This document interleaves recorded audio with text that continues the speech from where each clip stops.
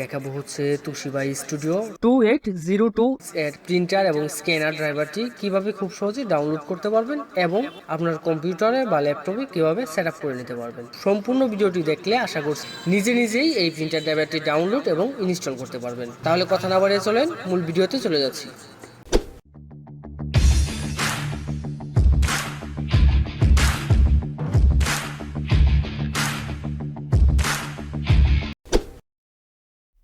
প্রথমে আমি দেখাবো কিভাবে এই ফাইলটি আপনার কম্পিউটার বা ল্যাপটপে সেট আপ করে নেবেন। তো ডাউনলোড কিভাবে করেন, কোথা থেকে করবেন, এটা আমি পরের স্টেপে দেখাচ্ছি।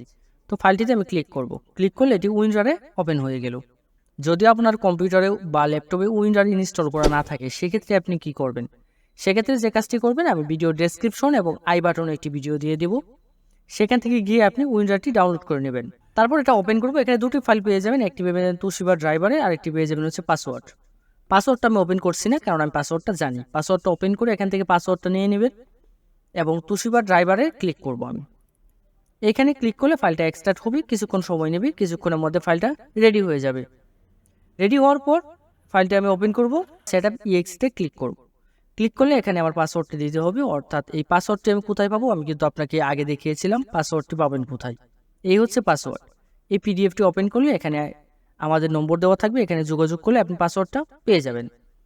তো পাসওয়ার্ডটা পাওয়ার পর আমি যে কাজটি করবো, এখানে ক্লিক করব। ক্লিক করে এইখানে পাসওয়ার্ডটা টাইপ করে দেব। এখান থেকে অবশ্য আপনি শো পাসওয়ার্ডে ক্লিক করে চাইলে পাসওয়ার্ডটা দেখে নিতে পারবেন আপনি কিবোর্ডে কি টাইপ করেছেন। অবশ্যই পাসওয়ার্ডটা টাইপ করার ক্ষেত্রে কিবোর্ডটা ঠিকঠাক করে ইংলিশ করে নেবেন, তারপরে টাইপ করবেন। দেন ওকেতে ক্লিক করব। ক্লিক করলে কিছুক্ষণ সময় অপেক্ষা করতে হবে। কিছুক্ষণের মধ্যেই আমার এই তোশিবা স্টুডিওর যে ফাইলটি রয়েছে সে ফাইলটি রেডি হয়ে যাবে এবং আমার সামনে ঠিক এরকম একটি ইন্টারফেস চলে আসবে। এখান থেকে আমার তোশিবার যে ড্রাইভারটি রয়েছে সেটি ইনস্টল করে নিতে হবে। ঠিক এরকম একটি অ্যালার্ট আসবে আমার সামনে। এই অ্যালার্টটা যখন আসবে তখন আমি যে কাজটি করব, এখান থেকে ইএসএ ক্লিক করব।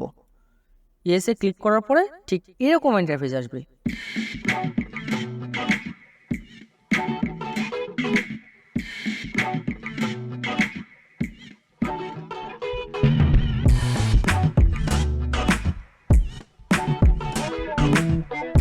পিছনের অংশে ডাটা কেবলটি প্রিন্টারে লাগিয়ে নেব। অবশ্য অনেক সময় ডাটা কেবলে দেখবেন যে কার্বন জমে থাকে, তো কার্বন জমে থাকলে একটু পরিষ্কার করে নেবেন।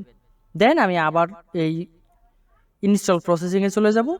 তো ঠিক এরকম ইন্টারফেসটা থাকবে। কিছুক্ষণ অপেক্ষা করব, কিছুক্ষণের মধ্যে দেখবেন এই ড্রাইভারটি ইনস্টল কমপ্লিট হয়ে যাবে এবং ঠিক এরকম একটি ইন্টারফেস আসবে। দেন এখান থেকে ফিনিশে ক্লিক করে দেব।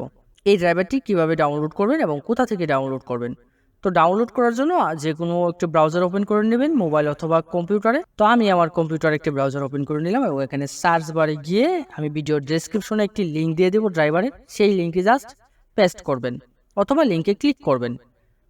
ক্লিক করলেই দেখবেন ডাউনলোডের যে ইন্টারফেসটি রয়েছে সেটি চলে আসবে এবং ড্রাইভারটি চলে আসবে। তারপর দেখেন ডাউনলোডের জন্য সেম এই যে দুটা ফাইল একসাথে মাউস ড্র্যাগ করবেন, ড্র্যাগ করে রাইট বাটনে ক্লিক করে ডাউনলোডে ক্লিক করে দেবেন। ডাউনলোডে ক্লিক করে দিলেই ডাউনলোড হয়ে যাবে।